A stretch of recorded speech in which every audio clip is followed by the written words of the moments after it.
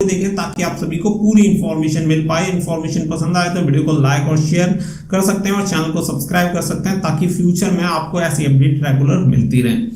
तो देखिए, पहली बात तो मैं आपको बता दूं कि ये जो वैकेंसी का अनाउंसमेंट है, ऐसा ही नहीं है रैंडमली किसी के द्वारा कर दिया हो। गवर्नमेंट की तरफ से इन वैकेंसी का अनाउंसमेंट किया गया और बार बार आप सभी को पता है, चाहे भर्ती बोर्ड की बात करें या गवर्नमेंट की बात करें, तो उनकी ही तरफ से इस वैकेंसी के बारे में जानकारी दी गई थी। नंबर ऑफ वैकेंसीज की बात करें तो जैसा कि आपको पहले क्लियर था कि इसकी जो वैकेंसी थी केवल सिविल पुलिस की वैकेंसी आनी थी, साथ ही में कुछ 200 प्लस जो वैकेंसी थी वो आपकी वैकेंसी थी फायर की। बाकी का पीएससी की इसमें वैकेंसी नहीं थी, लेकिन उसके बाद गवर्नमेंट का स्टेटमेंट आता है जिसमें बताया गया कि इसमें लगभग 8000 पीएससी के पदों को भी शामिल किया जाएगा।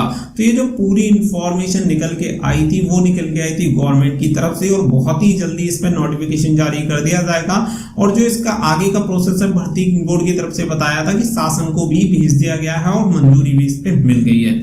तो अब ऐसे में आपको बताते कि देखिए, भर्ती निकालने के लिए हमारे कहने से तो बस ये है कि आज वैकेंसी के बारे में बताया और कल नोटिफिकेशन जारी हो जाए, लेकिन बहुत सारे प्रोसेस ऐसे होते होंगे जिनसे होकर भर्ती को गुजरना पड़ता होगा। निश्चित तौर पे ये सारी चीजें लगभग हर कोई समझ सकता है जो भी भर्ती में पार्टिसिपेट करता है, जो भी भर्ती देखता है। तो ऐसे में सबसे बड़ी बात यह है कि अगर इस साल भर्ती नहीं आती है तो बहुत सारे कैंडिडेट ओवरेज हो जाएंगे, उसकी सबसे बड़ी प्रॉब्लम है और इसी की वजह से हर कोई ये चाहता है कि वैकेंसी जल्दी से जल्दी आ जाए। लेकिन मेन चीज ये भी है कि अगर इस साल के अंत तक अगर मान के चले 31 दिसंबर तक भी अगर आपकी वैकेंसी आती है तो आपका एज क्राइटेरिया वही यूज होगा जो कि 1 जनवरी को आपका एज क्राइटेरिया यूज होना था। यानी कि उत्तर प्रदेश में जो भी भर्ती निकलती है कांस्टेबल के लिए या आपकी हेड कांस्टेबल के लिए, उसमें 1 जुलाई से ही आपकी एज काउंट की जाती है। जिस वर्ष इसकी विज्ञप्ति जारी होगी उसी वर्ष के 1 जुलाई से आपकी उम्र की गणना होती है। तो ऐसे में अगर मैं बात करूं तो देखिए, लगभग हम ये मान सकते हैं कि नवंबर में आपकी वैकेंसी रिलीज हो सकती है। ये एक लगभग आइडिया है, अनुमान है जो एक्सपेक्टेड मैं आपको अपनी तरफ से बता रहा हूं, क्योंकि चीजें जितनी दिख रही हैं, क्योंकि आप सभी को पता है यूपी पुलिस रेडियो ऑपरेटर वाला था वो भी अभी तक पेंडिंग था और आप सभी को पता है सडनली उसमें चेंजेस हो गए, क्योंकि पहले वो एग्जाम ऑनलाइन होना था लेकिन अब उस एग्जाम को ऑफलाइन कंडक्ट करवाया जाएगा और उसके लिए टेंडर जारी कर दिए गए हैं और एक नई एजेंसी उसका एग्जाम कंडक्ट करवाएगी।